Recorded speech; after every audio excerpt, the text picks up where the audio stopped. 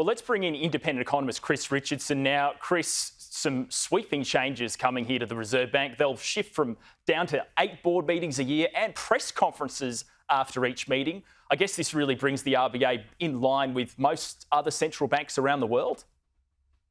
It does, and it's obviously bringing itself into line with the recommendations of the review. Not all of them. Reserve Bank Governor said some of them should be considered after the legislation is in place. But a whole bunch of things, and yes, lining up much better with what is done elsewhere in the world and picking up best practice. It will be important to have fewer meetings, but longer and more carefully considered meetings, and the communication after them, including those press conferences. I think very important. It's fine for economists to understand at any moment what the Reserve Bank is up to, but the wider public, I think, is maybe not quite as clear in its understanding. That will be an important step. And in the future, the post-meeting statement will be issued by the entire board rather than the governor. And I guess this really spreads the accountability across the whole monetary policy board, right? As it should, and it is fine for the executive, including the governor, to bring recommendations to the board. But like any good board, not just talking the Reserve Bank, but any good board around the world should always gently push back. Are you sure? What about this? What about that? Now, that's going to need some of the things that are left. The governor today said some things would not change until after the new legislation was in place. Things like who would be on that new monetary policy board and how that would operate. RBA, they're also going to appoint a chief operating officer and create a separate communications department. Look, how big a problem do you think communications has been for the RBA over the past couple of years? I think anybody who's an expert in an area tends to assume that everybody else understands or is much better at their particular area of expertise. And that's just not the case. In simple terms, the Reserve Bank and its decisions have never been more important to Australian businesses and Australian families. And so, those families, those businesses need to understand what the bank's thinking, what the possibilities are. More does need to be done on that front.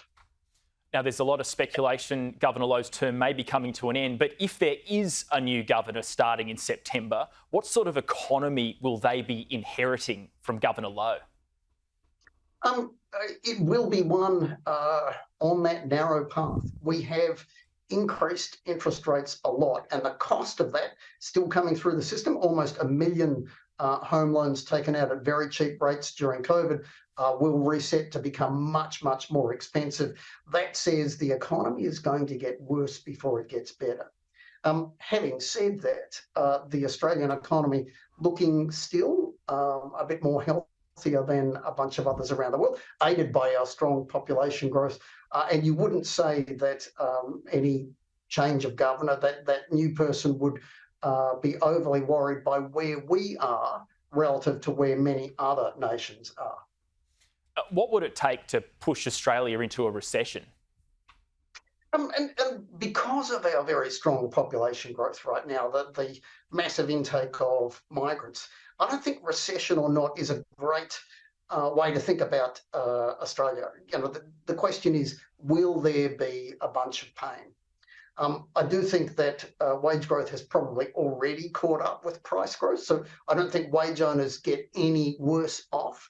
But I do think borrowers get worse off, taxpayers get worse off. There was a big tax offset that was operating last year. It's no longer around, for example, and there is a risk that unemployment goes up further from here. Certainly that's the official forecast. So pain, a lot further pain for borrowers, some for taxpayers, and sadly, some further increase in unemployment. And listening to Governor Lowe's speech today, it looked like there was a bit of a change of language from him. He said it's possible interest rates may need to be tightened further. Do you expect there will be 2 more rate increases in Australia? That's what a lot of economists are pricing in right now. I've been saying one, and I still think one. Yes, the Reserve Bank just ever so slightly edged its language. But it is still implying that on balance, there's the potential for a further increase in interest rates. I would say just one, may not be next month, may at this stage wait for August. The governor himself went through that sort of checklist of, all the big bits of information that are still to come in, including the next 3-monthly read, quarterly read on inflation. Either way, though, we're pretty close to the top. Whether it's none or 1 or 2, expectation is that rates don't need to rise too much further from here. And Chris, really quickly, what do you tip inflation to be by the end of this year? I'm quite an optimist. I think it'll be under 4% and falling relatively fast. Bunch of good news in goods inflation. Chris Richardson, thanks for coming on the show. Thanks, Ed.